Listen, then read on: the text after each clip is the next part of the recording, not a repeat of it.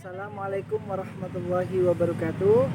Hai, bertemu lagi dengan saya Admiral Permata Negara di acara Ramadan Penuh Hikmah. Semoga memberikan hikmah kepada seluruh umat manusia. Nah, pada kesempatan yang berbahagia ini saya ingin membahas bagaimana caranya kita menjadi manusia yang paling mulia.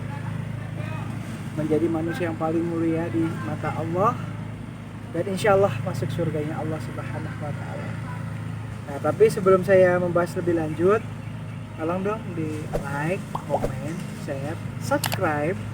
Jangan lupa juga tekan tombol loncengnya agar kamu tidak ketinggalan video-video terbaru dari kami.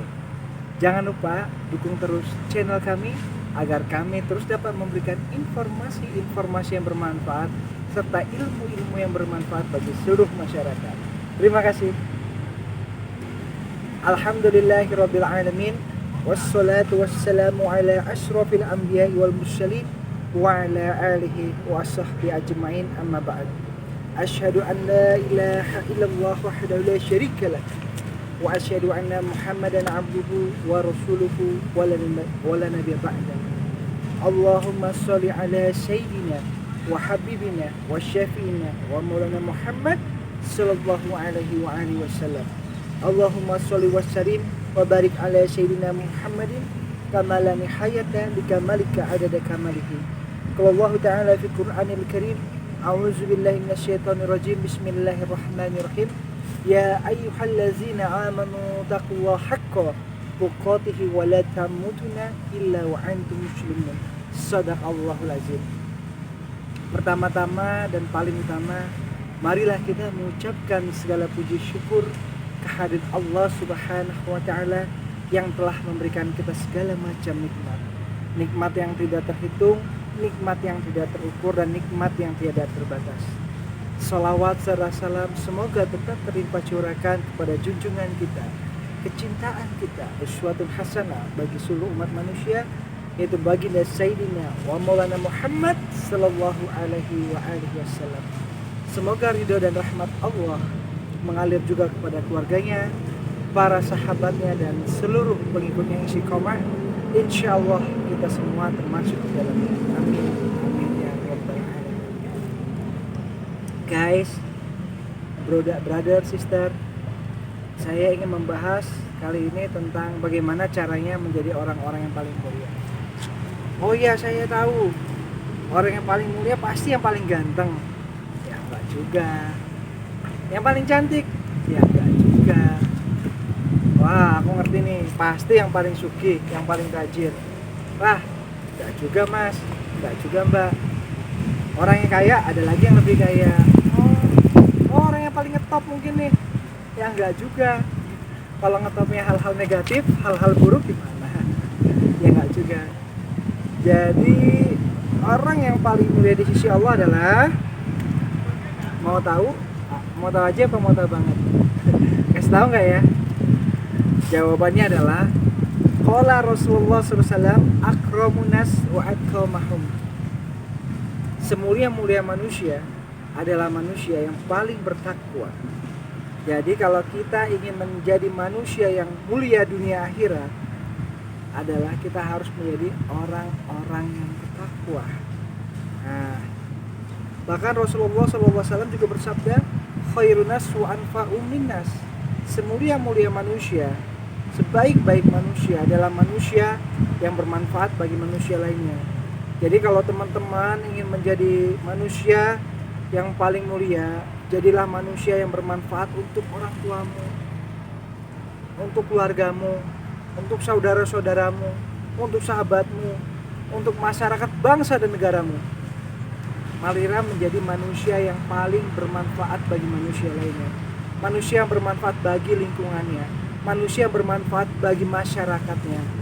Manusia yang bermanfaat buat bangsa dan negaranya. Manusia yang bermanfaat untuk agamanya. Maka kamu akan menjadi manusia yang paling mulia. Nah, sekarang bagaimana caranya kita menjadi manusia bertakwa? Mau tahu aja? Apa mau tahu banget? Kasih tahu nggak ya? Pengertian orang yang bertakwa itu ada 4.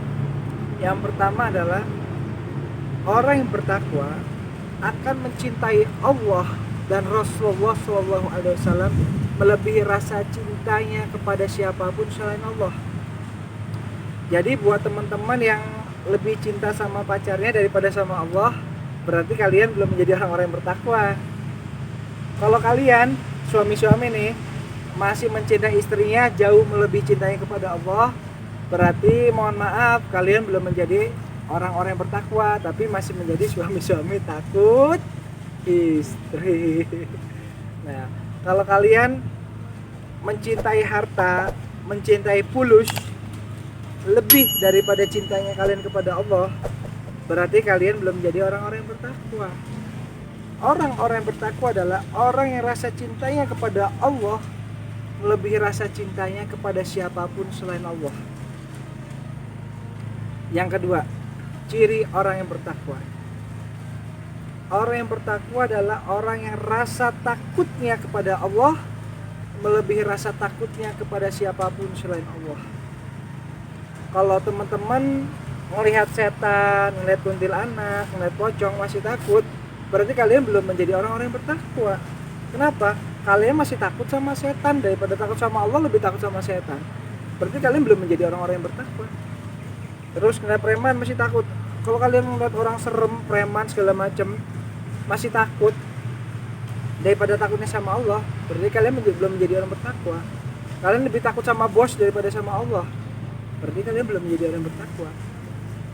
Ciri kedua orang yang bertakwa adalah rasa takutnya kepada Allah melebihi rasa takutnya kepada siapapun selain Allah. Yang ketiga, ciri yang ketiga adalah orang yang bertakwa akan selalu berusaha sebaik mungkin, sekuat tenaganya untuk selalu menjalankan perintah Allah. Contoh, dia kerja, dia sibuk, tapi waktunya sholat, Allah memerintahkan kita sholat tepat waktu, dia sholat berusaha sebaik mungkin, sebisa mungkin. Dia mungkin sakit, lemah, tapi dia berusaha sekuat tenaga, sekuat mungkin agar bisa tetap berpuasa di bulan Ramadan. Mungkin dia punya sakit lambung atau dia punya sakit mah gitu kan, tapi dia berusaha untuk tetap puasa. Itu adalah orang-orang bertakwa. Dia selalu berusaha sebaik mungkin sekuat tenaganya untuk berusaha menjalankan perintah Allah. Dia mungkin orang yang tidak mampu, orang yang serba pas-pasan, tapi dia berusaha kerja siang malam, usaha siang malam sampai terkumpul uangnya, dia pergi haji ke Baitullah untuk menjalankan perintah Allah dan Rasulullah SAW. Itu adalah orang-orang yang bertakwa.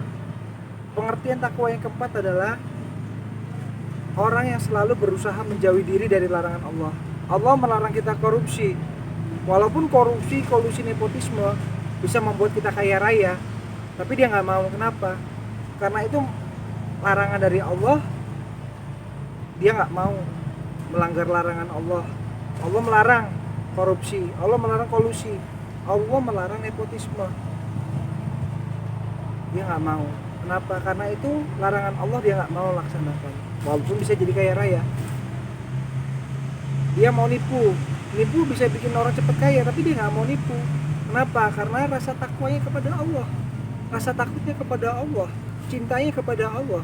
Dia nggak mau untuk nipu sana sini cuma biar cepat kaya, nggak mau. Kenapa? Karena rasa takutnya sama Allah, rasa cintanya sama Allah, rasa takwanya sama Allah. Nah, sekarang timbul pertanyaan, gimana sih langkah-langkahnya menjadi orang bertakwa? Langkah yang pertama adalah teman-teman harus menjadi al-mu'minun, yaitu orang-orang yang beriman. Iman secara etimologis adalah percaya dan yakin kepada Allah, percaya dan yakin kepada malaikat-malaikat Allah, percaya dan yakin kepada kitab-kitab Allah, percaya dan yakin kepada rasul-rasul Allah, percaya dan yakin kepada hari kiamat akan terjadi, percaya dan yakin kode dan kodor baik dan buruk datangnya dari Allah Subhanahu wa taala. Lisan yang mengucapkan amantu billahi wa malaikatihi wa kutubihi wa rusulihi wal yaumil akhir wa qadri syarihi minallahi taala. Jiwa dan raganya selalu berusaha untuk menjalankan segala perintah Allah dan menjauhi diri dari segala larangan Allah. Yang kedua, step yang kedua adalah kalian harus menjadi seorang muslim yang betul-betul muslim, Kalau kita ngaku Islam, kita nggak sholat, artinya apa? Kita cuma Islam KTP. Jadi kalau kita ingin menjadi seorang muslim yang betul-betul muslim, ayo sholat subuh, sholat subuh. Waktu zuhur kita sholat zuhur. Waktu asar kita sholat asar. Waktu maghrib kita sholat maghrib. Waktu isya kita sholat isya. Kita punya duit, kita zakat, kita infak, kita sedekah. Bulan Ramadan kita puasa. Kita sehat, kita punya uang, pergi ke Baitullah, pergi haji ke Baitullah. Itu adalah kita betul-betul menjadi seorang muslim. Yang ketiga adalah kita menjadi seorang yang muhsin. Muhsin adalah orang yang selalu merasa dirinya dilihat Allah, merasa selalu diri diawasi oleh Allah, merasa diri selalu didengar sama Allah. Nah, puasa ini adalah salah satu latihan kita untuk menjadi orang yang muhsin. Contoh gini, kita puasa, kita bisa aja bilang dong sama orang tua kita, "Mah, Pa, saya puasa ya." Padahal nanti siang dia di luar makan, minum, nggak tahu kan orang tuanya. Pulang lagi ke rumah, "Pa, Mah, puasa ya," buka puasa pas maghrib, orang puasa, orang buka ikut buka, nggak tahu orang. Tapi kalau kita melatih sifat muhsin kita, walaupun orang tua kita nggak lihat, orang lain nggak lihat, tapi kita tetap puasa. Kenapa? Kita selalu dilihat oleh Allah Subhanahu Wa Taala.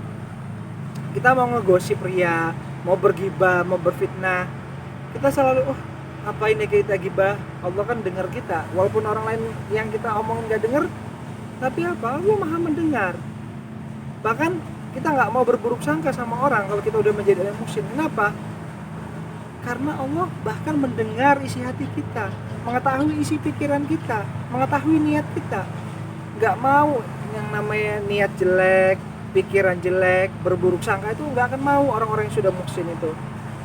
Kemudian adalah tingkat keempat adalah menjadi orang-orang yang mukhlisin, yaitu orang-orang yang ikhlas. Terkadang kita berbuat baik sama orang lain berbuat jahat sama kita nggak ikhlas. Wah, dia mah waktu dulu mau nyari kerja, aku tuh yang nyariin kerja, sekarang dia udah kerja malah korupsi, malu-maluin aku kan, nggak ikhlas. Terus ada temen lagi butuh, orang tuanya sakit atau apa, kita niatnya baik, kita tolong. Setelah dia nolong, dia udah banyak ini, ada orang utang, dia udah kaya, udah sukses, nggak mau bayar utangnya ke kita, mangkel kan namanya, sakit hati kan kita. Tapi itu tandanya apa? Kita belum ikhlas. Tapi kita belum ikhlas, brother. Kalau ada orang yang utang nggak bayar, kita mangkel, kita dongkol, kita artinya belum ikhlas, sister. Kita ikhlas apabila kita melakukan segala kebaikan semuanya untuk Allah. Bukan orang itu yang balas kebaikan kita, tapi bisa jadi dia, dan dia. Kita harus percaya bahwa setiap kebaikan akan dibalas Allah Subhanahu Wa Taala, dan setiap keburukan, kejahatan dan kejelekan yang kita lakukan juga akan dibalas oleh Allah Subhanahu Wa Taala. Dan yang terakhir, kita harus akan menjadi orang-orang yang muttaqin, yaitu orang-orang yang bertakwa. Apabila kita telah menjadi orang-orang yang beriman dan bertakwa, Allah akan memberikan kita keselamatan, kebahagiaan, kesuksesan, dan kemuliaan kita di dunia dan akhirat nanti. Semoga memberikan manfaat di dunia wal akhirah bagi kita semuanya. Mohon maaf apabila terdapat kesalahan dan kekurangan datangnya dari diri saya pribadi. Kesempurnaan, taufik dan hidayah datangnya dari Allah Subhanahu Wa Taala. Semoga memberikan manfaat di dunia wal akhirah bagi kita semua.